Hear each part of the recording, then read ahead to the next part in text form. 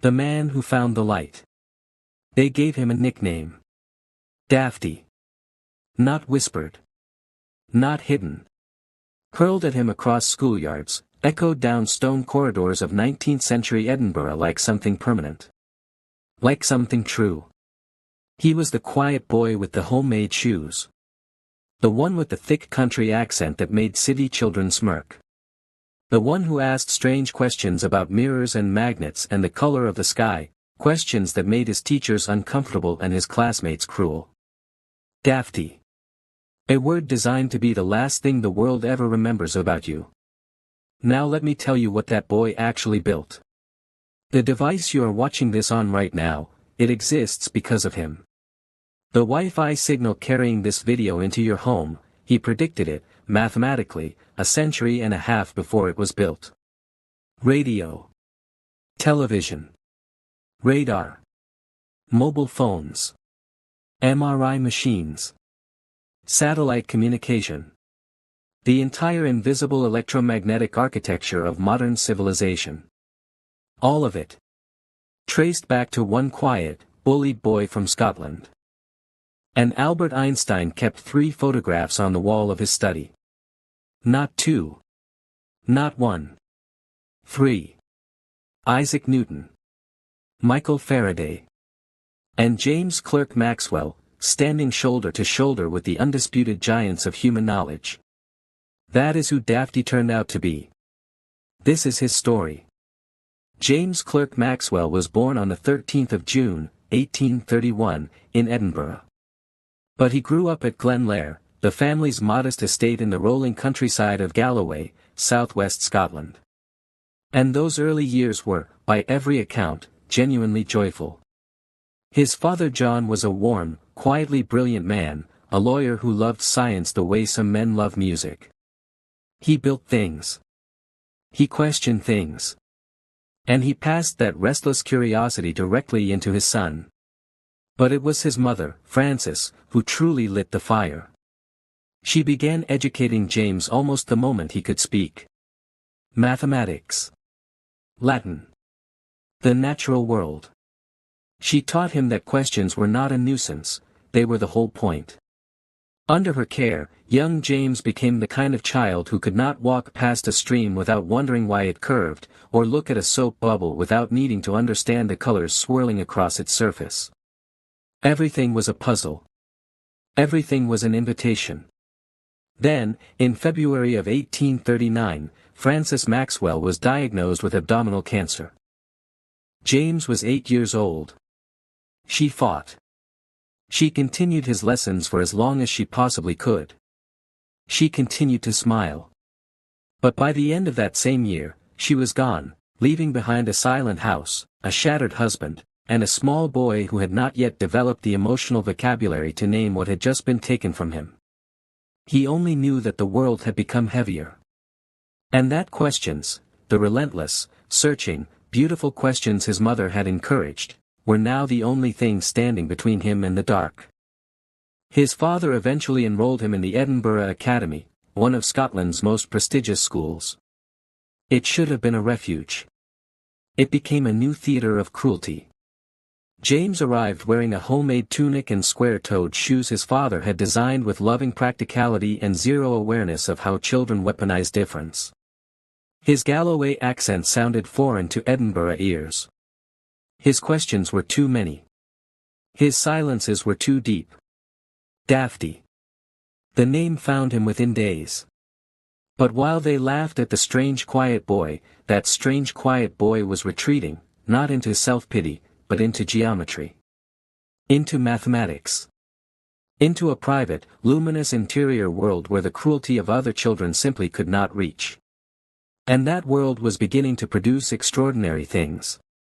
In 1845, at just 14 years old, James Clerk Maxwell completed an original research paper describing a novel method for constructing mathematically perfect oval curves. The work was so sophisticated, so genuinely original, that it was accepted for presentation at the Royal Society of Edinburgh. But there was a problem. He was 14. The rules of the institution dictated that a boy of his age could not stand before the assembled fellows and present the work himself.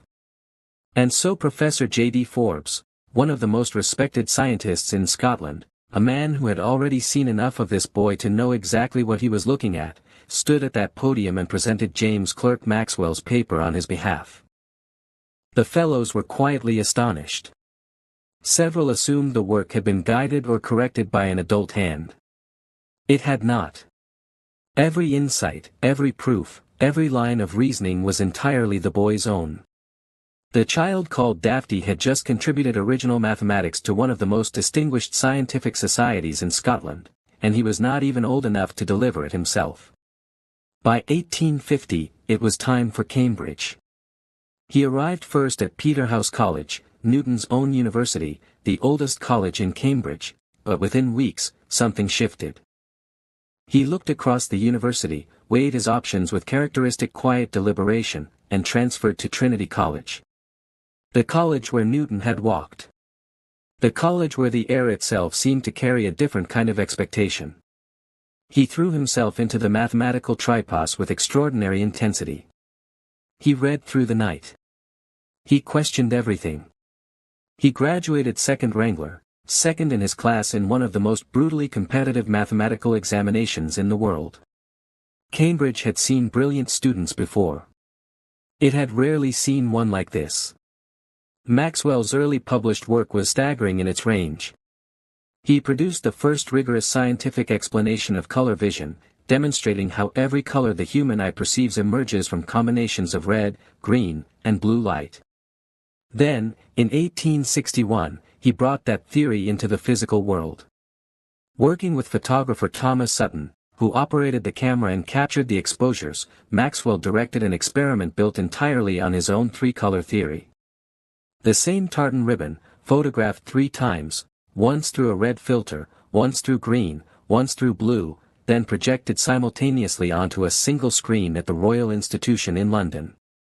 The audience watched 3 separate images overlap in the air before them. And color bloomed where there had been nothing. It was the world's first color photograph. Sutton held the camera. But the idea, the theory, the method, the entire conceptual architecture, belonged entirely to Maxwell. But color vision was merely the opening act. What Maxwell was truly building, piece by careful piece, equation by painstaking equation, was something that had never been attempted before in the history of physics. A complete mathematical description of electricity and magnetism as a single, unified force. And to understand what he achieved, you first need to understand the man who made it possible. Michael Faraday was a giant. A blacksmith's son who had left school at 14 and taught himself everything through relentless observation and experiment. He had discovered electromagnetic induction, the foundational principle behind every electric motor and generator ever built. He had spent decades mapping the invisible forces between electric and magnetic fields, describing them through the concept of lines of force, invisible threads of tension stretching through space. Faraday could feel these lines. He could visualize them with almost supernatural clarity.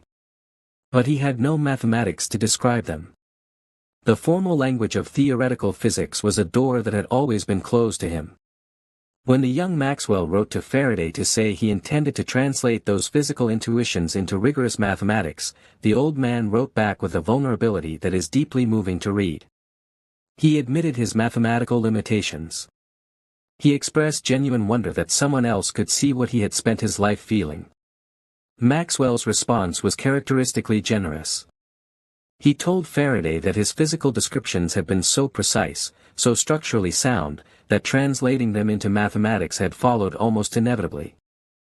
It was one of the great intellectual partnerships in scientific history, a young mathematician and an aging experimentalist, separated by a generation and a chasm of formal education, together building the architecture of a new universe.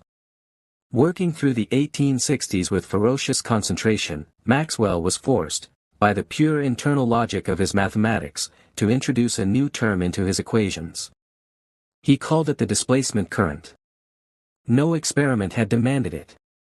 No physical observation required it. He added it because without it, the mathematics was internally inconsistent. Logically broken. He added it. And the equations transformed. They now predicted the existence of a wave, not in water, not in air, but in the electromagnetic field itself. A self-sustaining pulse of electric and magnetic energy, propagating through empty space without any medium at all. He calculated the predicted speed of that wave. Then he looked up the experimentally measured speed of light. The numbers were essentially identical. We can scarcely avoid the inference, Maxwell wrote, in what may be the greatest exercise in scientific understatement ever committed to paper, that light itself is an electromagnetic wave. Light. The thing that makes sight possible. The thing that warms your face on a summer morning. The thing that carries the color of a sunset across 93 million miles of empty space. It was not some separate, sacred phenomenon. It was simply what happens when electric and magnetic fields chase each other through space, propagating at a fixed and fundamental speed because the mathematics demands it. And if visible light was an electromagnetic wave of a particular frequency, then there was no logical reason why waves of other frequencies couldn't exist. Waves too long for human eyes to see. Waves too short. An entire hidden spectrum, stretching away in both directions beyond a narrow sliver that evolution had equipped us to detect. Radio waves. Microwaves. X-rays. Gamma rays. Infrared. Ultraviolet. All of it, waiting silently in the mathematics. Maxwell originally published this work as a complex, interlocking system of 20 equations, dense, demanding, and navigable only by the most advanced mathematical minds of the era. It was only after his death that the physicist Oliver Heaviside would compress and reformulate that system into the elegant 4 equations the world now knows by name. 4 lines that every physics student on Earth studies today. 4 lines that contain, in their compressed brilliance, the entire theory of electromagnetism. But in Maxwell's lifetime, the world barely paused. In 1865, exhausted and increasingly unwell, Maxwell resigned his London professorship and retreated to Glenlair with his wife Catherine, the woman who had been his intellectual companion, laboratory assistant, and the absolute center of his private world. Catherine was formidable in ways history has largely failed to acknowledge. She assisted his experimental work with the precision and dedication of a trained scientist. Maxwell wrote of her in his letters with a tenderness that makes the reader pause. She was not a footnote in his life. She was its foundation. When Catherine fell seriously ill, Maxwell nursed her with the same total commitment he brought to his most demanding research. He carried both burdens simultaneously, as quietly and completely as he carried everything else. But his own body was failing. In 1879, the diagnosis arrived. Abdominal cancer. The same disease that had taken his mother 40 years earlier. As though fate had scripted a specific cruelty for this specific man. His doctor was reportedly astonished by his patient's composure. Maxwell expressed no fear of death. He asked, with characteristic calm, for the timeline, so he could plan accordingly. Then he went back to thinking. James Clerk Maxwell died on the 5th of November, 1879, in Cambridge. He was 48 years old. Catherine was at his side. His physician said afterward that he had never seen a man die with such beauty of character, a man whose mind remained luminous and inquiring almost to the final hours, who seemed to inhabit some interior space of absolute stillness that even the pain could not penetrate. He was buried in the churchyard at Parton, in Galloway. The grave was modest. The ceremony was quiet. The world moved on with barely a pause. 9 years after Maxwell died, the German physicist Heinrich Hertz produced and detected radio waves in his laboratory, experimentally confirming that Maxwell's predictions were not mathematical abstractions, but physical realities. The world finally began to understand what had been sitting in those equations all along. And then came Einstein. 26 years after Maxwell's death, a young patent clerk in Bern sat down and began writing a theory that would reshape humanity's understanding of space, time, and reality itself. In constructing the special theory of relativity, the single most important thing Albert Einstein had to reckon with was not Newton, it was Maxwell. Because Maxwell's equations predicted that the speed of light was always constant, regardless of the observer's motion. This was deeply strange. It contradicted classical intuition entirely. And it was precisely, exactly correct. Einstein's resolution of that contradiction, his proposal that time itself is not absolute, that space can contract, that the speed of light is a cosmic constant woven into the fabric of reality, emerged directly from the implications of Maxwell's electromagnetic theory. Without Maxwell, there is no special relativity. Without Maxwell, there is no general relativity. Without Maxwell, the physics of the 20th century is simply unthinkable. This is why Einstein placed Maxwell's photograph on his wall alongside Newton and Faraday, not as sentiment, but as honest acknowledgement. A physicist paying his intellectual debts. Every Wi-Fi signal. Every radio broadcast. Every mobile phone call. Every satellite transmission. Every radar pulse, every MRI scan, every fiber optic signal, the entire invisible electromagnetic web that holds modern civilization together, is the practical realization of what one grieving, bullied, quietly extraordinary boy from Galloway worked out with ink and mathematics in a Victorian study. James Clerk Maxwell was called Dafty. He lost his mother before he could fully understand what loss meant. He was mocked by children who could not see what was standing in front of them. He died at 48, his greatest work still waiting for the world to catch up. He never heard a radio broadcast. He never held a mobile phone. He never saw the electromagnetic spectrum he discovered made visible, tangible, and woven into everyday human life. But his mind had already been there. He did not simply discover a theory. He decoded the language in which the universe speaks, and the universe has been speaking in his equations ever since. If the story of James Clerk Maxwell moved you, share this video. Send it to someone who has never heard his name. Because every week on this channel, we tell the stories of the people who changed everything, and were forgotten for it. Subscribe. Hit the bell. And stay with us. The greatest stories in history are still waiting to be told.